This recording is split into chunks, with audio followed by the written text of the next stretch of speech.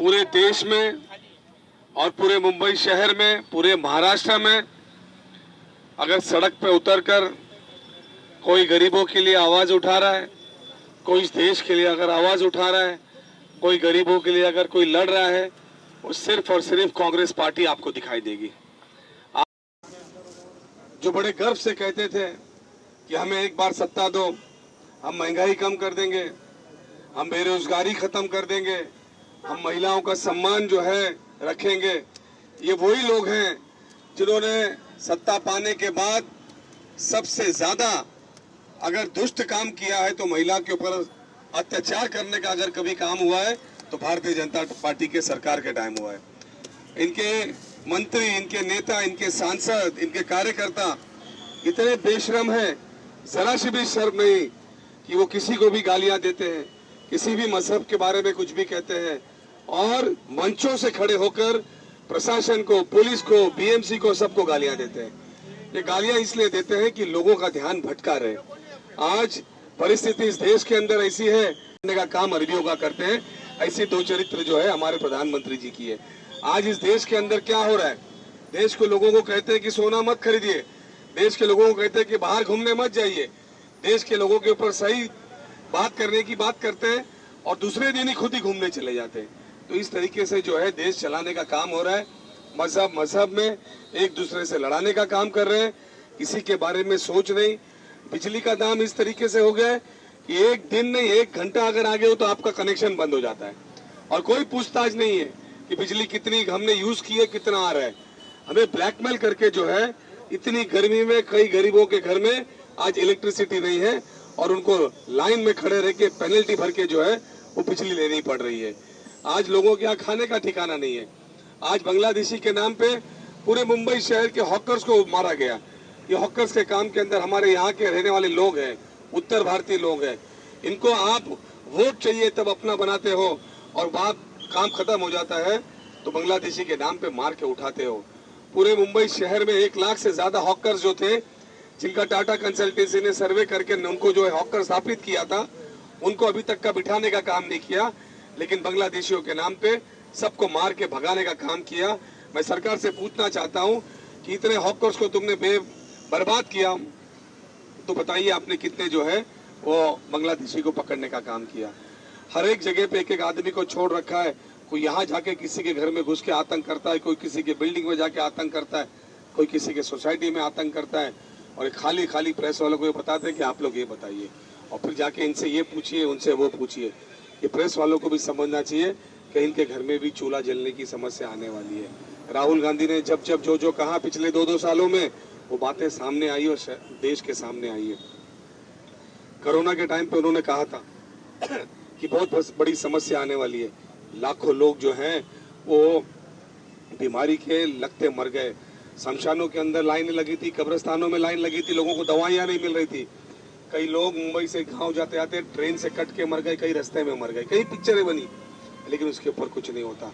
आज हमें सबको ये समझना होगा, हमारे यहाँ जितने सीनियर लीडर आए, सूत्रालय साहब, नाटके साहब, राजपति साहब, जितने लोग हैं, समझना पड़ेगा कि हमने भी बचपन से कांग्रेस के झंडे उठा के दुनिया देखी है, लेकिन इस तरीके से देश को बदनाम करने का काम दुनिया में कभी भी नहीं हुआ था। आज किस हिसाब से जो है रुपया गिरते जा रहा है, इतना गिरते जा रहा है कि कहीं बाहर ले जाएंगे तो शर्म आती है। जो रुपया सरकार इनकी बनी जो 60 रुपए में था, आज वो 100 रुपया डॉलर होते जा रहा है, 120 रुपया पाउंड होते जा रहा है। ये सारी चीजें, जो पैसा गिरता है तो देश की इज्जत गिरती है और इनको इज्जत से कुछ पड़ी नहीं है। इनको तो अपने सारी संपत्तियां जो है अपने दोस्तों को देना है, सारी जगहें जो है लोगों को बांटनी है, देश को बेच खाना है, देश के लोगों को नौकर बनाना है। जो पहले कॉन्ट्रैक्ट लिया करते थे वो आज मजदूरी कर रहे हैं।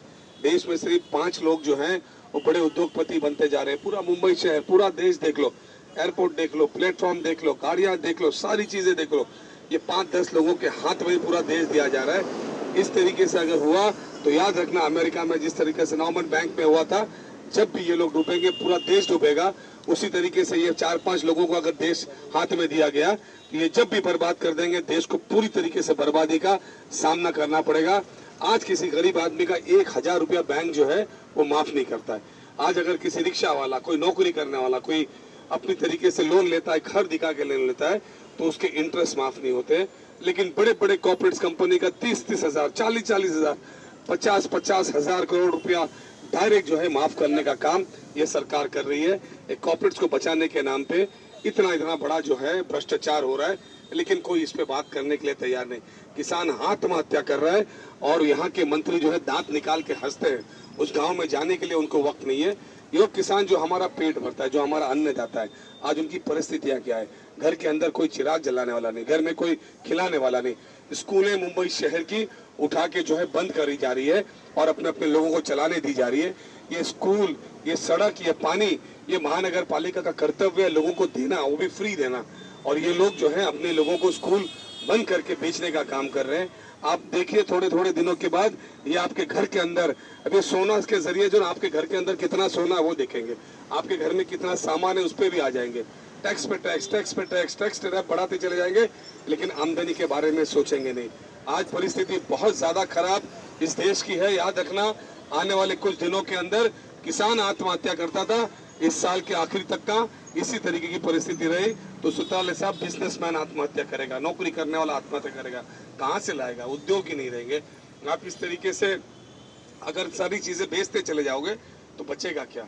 हमने चुन के इस देश को जब आजादी हुई थी, इस देश के अंदर एक सुई धागा बनाने की फैक्ट्री नहीं थी।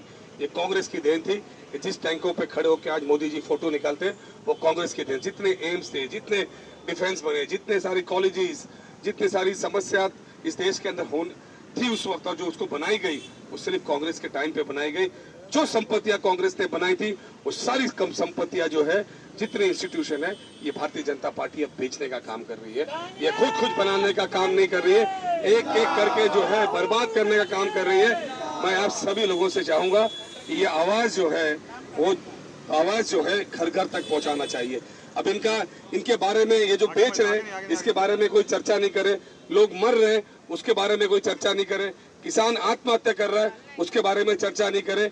इसीलिए लोग क्या करते हैं, हर घर के अंदर किसी न किसी तरीके से लोगों को डिस्टर्ब करने का काम करते हैं। अब एसआईआर लाया, एसआईआर इसलिए लाया कि ये सारी बातों से आपका ध्यान हटे। आप खुद अपना जो नागरिक है, जो इस देश का नागरिक है, वो अपने आप को जो है नागरिकता साबित करने की बात कर रहे हैं। जो सरकार में बैठे पहले मंत्री अपनी नागरिकता साबित करे, उसके बाद में लोगों के ऊपर ये सब करना चाहिए। जो बड़े बड़े उद्योगपति आज बन गए हैं वो पहले अपनी नागरिकता साबित करें। हम तो यहाँ जिसने पैदा हुआ, जिसके बाद बर्थ सर्टिफिकेट इस महानगर पालिका का, उससे नागरिकता क्या मांगते हो? जिनके बाप दादा पीढ़ी यहाँ के यहाँ चले गए, आज उसकी नागरिकता मांगते हैं। बाप के पास पासपोर्ट है, बेटे के पास पासपोर्ट है, लेकिन बाप के पासपोर्ट के लिए उसके बाप का मांग रहे हैं। जो कहीं पे अगर किसी गांव से आया, कहीं से आया, उस जमाने में वो फैसिलिटीज थी क्या? स्कूलें थी क्या? ये तो कांग्रेस की देन थी कि गांव गांव में उन्होंने स्कूलें खोला, गांव गांव में जाके उन्होंने कॉलेजेस खोला। आज भी देखिए, इस राज्य की बात कर रहा हूँ, इस राज्य में 80,000 जो है वो शिक्षक ही नहीं है। गांव गांव की सारी स्कूलें बंद पड़ी है। गांव की सारी स्कूलों के अंदर 80% में बिजली खत्म नहीं है, बिल नहीं भरा है सरकार ने। और उस तरीके से लाड़की बहन के नाम पे जो पैसे देने का काम किया, चुनाव में वोट चाहिए था, पुरुषों को देने का काम किया, अधिकारियों को देने का काम किया। आज 40,000 से ज्यादा जो है वो पुरुष और अधिकारी ने ये पैसा लूटने का काम किया, उनसे वोट लिया। अब उनके ऊपर जो है कार्रवाई करने की बात ये सरकार कर रही है। चुनाव जीतने के लिए जो कुछ करना था इन्होंने कर लिया। अब देश को बचाना होगा, हम सबको आके जो है कंधे से कंधा मिला के लड़ना पड़ेगा। और जो प्रशासन के लोग हैं उनको ये बताता हूँ कि पब्लिक मरेगी तो तुम भी मरोगे। याद रखना, ये लोग जिस तरीके से गलत काम कर रहे हैं इसको सुरक्षा मत दो। इनके लिए लड़ने का काम अब सबको खड़ा होना पड़ेगा और देश के लिए जो है बचाने के लिए जो कुछ आप कर सकते हो करने का काम करिए। दोस्तों याद रखिए, ना डरा है, ना मिटा है, ना कुछ है। कांग्रेस की वो इतिहास रही है कि जवाहरलाल नेहरू जी जो 15-15 साल जेल में रहे, महात्मा गांधी कई साल जेल में रहे, सारे नेताएं कभी जेल से चले नहीं थे। ये वो लोग हैं जो आज सरकार में बैठे हैं, जो अंग्रेजों की दलाली करते थे, उनके जूते उठाते थे। ये आज जो है हमको देशभक्त का पाठ सिखाने के लिए निकले।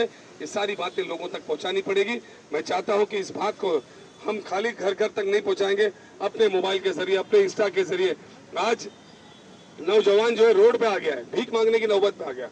उन्होंने अपनी, कोई लोगों ने अपनी पार्टी बनाई तो उनका इंस्टा बंद कर दिया, उनका फेसबुक बंद कर दिया। कॉकरोच, एक जज, एक सिटिंग जज उस कुर्सी पे पहुंचने के बाद ये नौजवान जिसकी वजह से देश चलता है उनको कॉकरोच कहने का काम करता है। शर्म आनी चाहिए कि ये बच्चे ही हैं जो देश का भविष्य, यही बच्चे देश चलाएंगे। तुम आके देश नहीं चलाओगे। जब तुमने अपनी वकीली शुरू की थी तुमको कोई खड़ा भी नहीं करता था। यही तरह के केस का आप वहां पहुंचे हो, तो आपको अपनी पहली पदवी भूलना नहीं चाहिए, ये मैं कहना चाहता हूं और अपनी बात को विराम करता हूं। धन्यवाद।